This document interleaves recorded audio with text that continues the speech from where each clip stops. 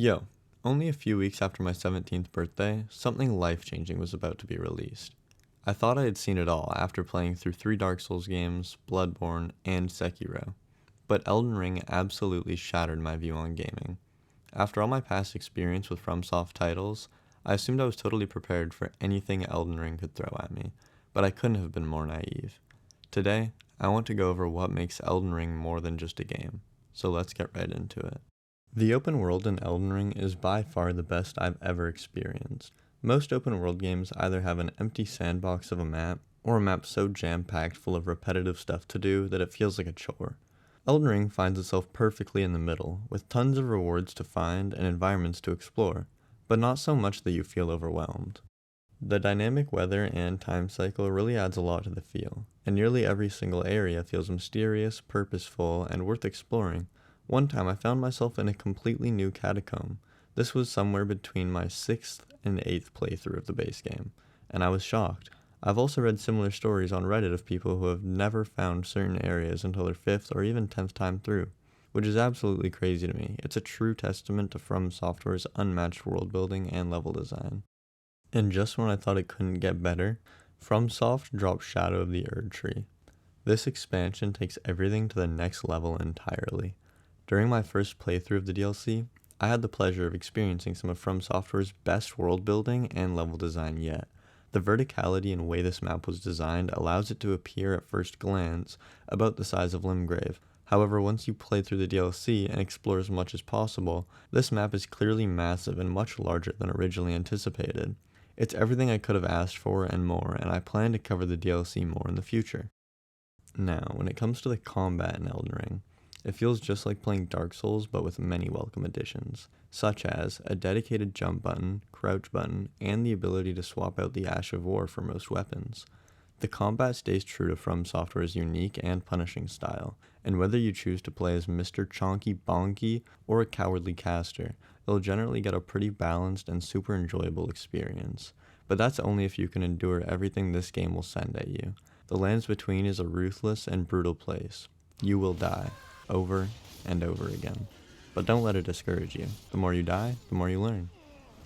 But even after you've learned a lot and have become comfortable with the game, you'll still have moments where you're fighting a boss and you think to yourself, I got this, he's almost dead. But then the second phase health bar appears and you damn near shit yourself. Speaking of bosses, this game provides some of the most adrenaline and rage-inducing boss fights, while simultaneously making each fight feel like a methodical dance you have to learn and master to take down. Or you could just use bleed. A few bosses in particular feel better to fight with mounted combat on torrent, more than on foot, or a mix of both, even though a lot of people refuse to engage in mounted combat out of frustration. I think it's a really important combat mechanic to learn. Some bosses are obviously tougher than others, but some in particular stand out as particularly annoying on your first time around. Those being Rykard, Malenia, Radahn, and especially the goddamn Fire Giant, just to name a few from the base game. The DLC provides an even more challenging and rewarding roster of bosses, but I'll save covering them for another video. Elden Ring gives you so many options of approach. The amount of different types of builds you can create are nearly endless, and from the beginning of the game you can choose to go to one of the most challenging areas in the base game if you really want. I wouldn't necessarily recommend it for newcomers, however. Caelid is a dangerous hellscape that you don't need to head to until much later in the game. Now, I'm no expert on the lore of Elden Ring like Vati, but I have a decent understanding of the intricate lore hidden in this masterpiece. The story is woven into the game through item descriptions and visual storytelling.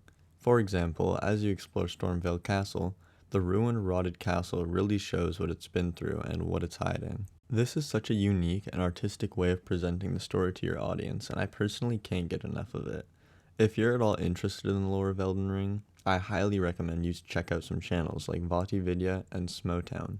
I really enjoy their content, and they do an amazing job telling the story of Elden Ring in an easy to understand way with an amazing presentation. Finally, it's time for my favorite part of Elden Ring, the PvP. If you've ever dabbled in Soulsborne PvP before, you know it's always been a bit chaotic, but in Elden Ring it quite literally feels like anything could happen.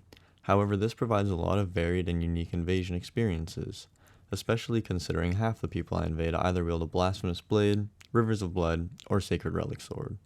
The build variety is so vast though that I love switching out my weapons and builds all the time, but my favorite has to be a strength faith build centered around buffs like flame grant me strength and big bonk weapons.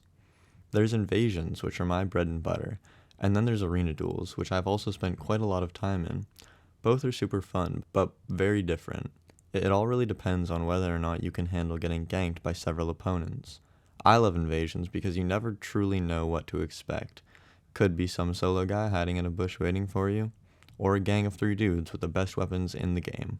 It's a gamble and the odds aren't ever in your favor, but that's what makes it so fun. At the end of the day, Elden Ring isn't just a video game. It's an artistic masterpiece. From Software has clearly learned so much over the many years of game development, and they apply what they've learned perfectly to Elden Ring, while also making it feel fresh and new. Looking back, Elden Ring was more than just a game. It was the game that redefined my entire perspective on gaming. Miyazaki is the GOAT, and I can't wait to see what he cooks up in the future. If you enjoyed the video, I'd really appreciate a like and sub, and let me know in the comments what your craziest Elden Ring experience is. Thank you so much for your time, and peace out.